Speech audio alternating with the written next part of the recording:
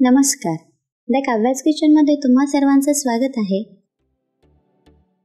आज मी जन्माष्टमी निमित्ताने उपवासाची उसळ ही रेसिपी करणार आहे.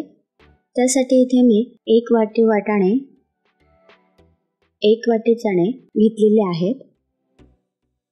अर्धी वाटी ओलं खोबरं, 3 ते 4 हिरवी मिरची, जिरं, गोडा तेल, मीठ आणि साखर एवढाच आपल्याला साहित्य लागणार आहे. तर मी यांना भिजवून घेणार आहे. त्यासाठी एक बाउल घेते, त्यामध्ये अर्धा ग्लास एवढं पाणी घालणार आहे आणि त्यामध्ये वाटाणे घालणार आहे. वाटाणे आपले पाण्यामध्ये पूर्णपणे बुडाले पाहिजे एवढं पाणी आपल्याला त्यामध्ये घालायचं आहे.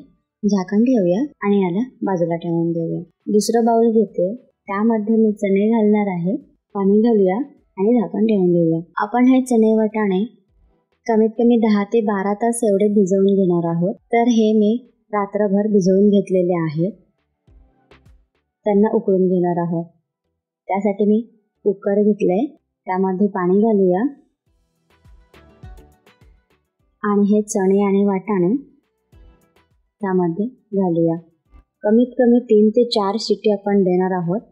त्यामध्ये आपले चणे आणि वाटाणे व्यवस्थित शिजून येतील. तोपर्यंत आता मी इथे मिरची कट करून घेणार आहे. छोटे छोटे पीसमध्ये मिरचीला मी कट करणार आहे. त्यानंतर मी वाटण करणार आहे. त्यामध्ये ओलं खोबरं, जिरं आणि हिरवे मिरचीचे तुकडे त्यामध्ये घालायचे आहेत आणि ते वाटण घ्यायचं आहे. जर हे वाटण पाट्यावर केले तर उसळीला अप्रतिम चव येते. जर तुमच्याकडे पाट्यावर वाटण नसेल तर तुम्ही मिक्सर सुद्धा करू शकता. तर आता मी एक कढाई घेते, ती चांगली गरम झाली की त्यामध्ये 3 ते 4 चमचे एवढे मी गोडा तेल घालणार आहे.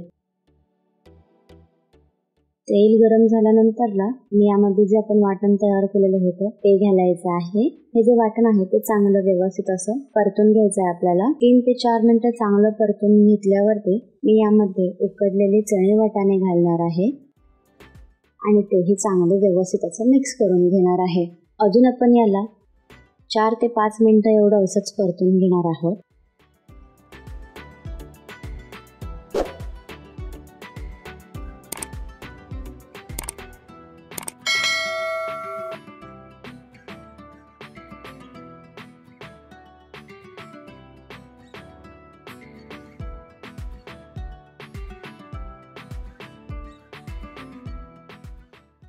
मग आपण यामध्ये चवीनुसार मीठ घालूया आणि चिमूटभर साखर घालूया आणि ते व्यवस्थित मिक्स करून घेऊ.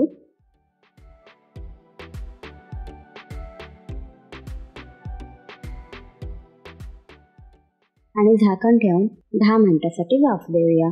ही उसळ जन्माष्टमीच्या दिवशी रात्री 12 वाजता देवाला नैवेद्य म्हणून दाखवली जाते. कशी वाटली आजची रेसिपी हे कमेंटमध्ये नक्की सांगा. आणि अशाच नवनवीन व्हिडिओ पाहण्यासाठी आमच्या चॅनलला लाईक, शेअर आणि सबस्क्राईब करायला विसरू नका.